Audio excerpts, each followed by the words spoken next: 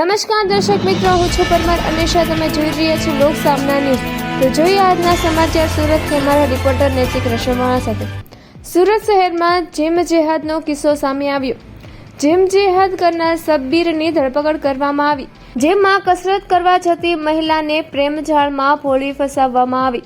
100 કરોડથી વધુની સંપત્તિ ધરાવતા પરિવારની મહિલાને પ્રેમજાળમાં ફસાવાઈ પાલ પોલીસ મથકમાં ફરિયાદ નોંધાઈ. ફરિયાદ નોંધાવતાની સાથે જ એસઓજી પોલીસ આવી એક્શનમાં. જીમ જેહાદ કરનાર શખ્સની ધરપકડ. આરોપી શબ્બીર અજગર અલીની ધરપકડ કરવામાં આવી. આરોપીઓને લગ્ન જીવનમાં વિપક્ષ પાડી ધમકી આપવાની શરૂ કર્યું. મહિલા સાથે પાડવામાં આવેલા ફોટા વાયરલ કરવાની ધમકી આપવામાં આવી. છેવટે મહિલાના પતિ દ્વારા પાલ પોલીસ મથકમાં ફરિયાદ નોંધાવી. સુરત પોલીસની અપીલ. જીમ જેહાદ કરનાર લોકો સાથે સાવચેત રહેવા માટે પોલીસની અપીલ. આ અગાઉ એસઓજી પોલીસ દ્વારા તમામ જીમ ટ્રેનરોને ભેગા કરી ચેતવણી આપવામાં આવી હતી. એસઓજીની ચેતવણી બાદ ફરિયાદી આવ્યા સામે પોતાના પરિવારમાં ઘટેલી ઘટના એસઓજીમાં વર્ણવવામાં આવી. ત્યારબાદ ફરિયાદીએ ફરિયાદ આપી. ચેતવણી આપવા છતાં પણ જીમ જેહાદનો કિસ્સો સામે આવ્યો. 9/3/2026 રોજ એસઓજીએ એક જીમ ટ્રેનરો અને સંચાલકોની મિટિંગ લીધેલી અને એ લોકોને વોર્ન કરેલા કે ભાઈ તમે જ્યારે પણ જીમ ટ્રેનર તરીકે કામ કરતા હોય અથવા જીમમાં જતા હોય તો ત્યાં તમારો શિક્ષકનો રોલ હોય છે. કોઈ પણ પરિણીત કે અપરિણીત મહિલાની જ્યારે તમે નજીક રહેતા હોય ત્યારે તમારે એમની સાથે કોઈ પણ સંબંધો બનાવવાની કોશિશ કરવાની નથી.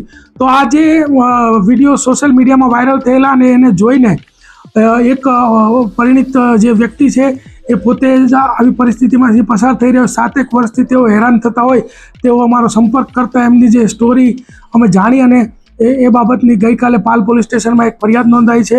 ફરિયાદની વિગત એવી છે કે આજથી 7 વર્ષ પહેલાં આ વ્યક્તિ છે એમના જે પત્ની છે એ સિટી લાઇટ એરિયામાં પૂજા L1 કરીને જે જીમ હતું ત્યાં જતા હતા અને એ દરમિયાનમાં આ જે વ્યક્તિ છે શબ્બીર અજગર ટ્રંકવાલા એની સાથે સંપર્ક થયો. ત્યારબાદ એમની નજદીકી વધી અને ત્યારબાદ આ વ્યક્તિ વારે ઘડીએ આ જે આગળ છે એના ઘરની આજુબાજુ, આ મહિલાના ઘરની આજુબાજુ એથર જે એનું બાઇક છે લઈને ફરતો હતો.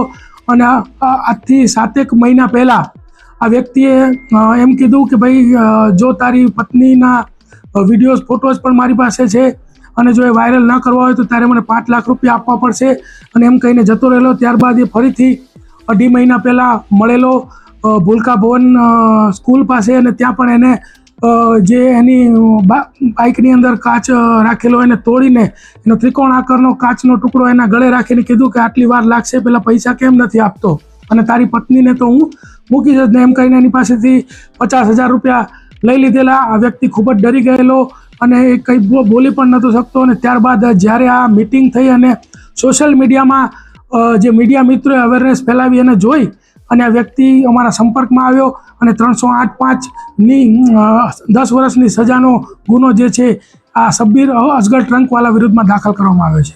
અન્ય જીમ સંચાલકો અને ટ્રેનરો સાથે શું હશે? અન્ય જીમ સંચાલકો અને ટ્રેનરોને અગાઉ પણ અમે વોર્નિંગ આપેલી હતી અને હજી પણ અમે વોર્નિંગ આપીએ છીએ કે તમે શિક્ષક તરીકેનો તમારો રોલ છે એ જ નિભાવો. તમે તમારા કોડ ઓફ કન્ડક્ટમાં જ એવું છે કે તમારે કોઈ પણ વ્યક્તિ જે જીમ કરવા આવે છે એની સાથે કોઈ પણ પર્સનલ રિલેશન કે પર્સનલ મેસેજીસ આપણે કરવાના સંબંધો રાખવાના નથી. જેને પાલન કરવું એ તમારા માટે પણ હિતકારક છે અને સમાજ માટે પણ હિતકારક છે. જ્યારે આ વ્યક્તિએ પોતાની એને કીધું કે મારી પત્ની, અમારે ઘર કંકાસ થતો હોય, મારી પત્ની છે એની સાથે સંબંધ તું તોડી નાખ, ત્યારે એને કીધું કે મારી પાસે તો અમે બહાર ફરવા ગયા હતા એના ઘણા ફોટા વિડીયોઝ છે અને જો તું 5 લાખ રૂપિયા નહીં આપે તો એ વાયરલ કરીશ, એ રીતે ધમકી આપેલી. કોઈ મહિલા ટ્રેપમાં ફસાઈ હોય તો કઈ રીતે પોલીસનો સંપર્ક? કોઈ મહિલા જો આવી ટ્રેપમાં ફસાઈ હોય તો કોઈ પણ લોકલ પોલીસ સ્ટેશન અથવા તો એસઓજી અથવા તો કોઈ પણ બ્રાન્ચનો સંપર્ક કરશે તો એમને મદદ કરવામાં આવશે, એમને પૂરતી સહાય કરવામાં આવશે અને એમને આ ટ્રેપમાંથી બહાર કાઢવામાં આવશે. તો ફરી મળીશું એક નવા સમાચાર સાથે. ત્યાં સુધી જોતા રહો લોક સામના ન્યૂઝ.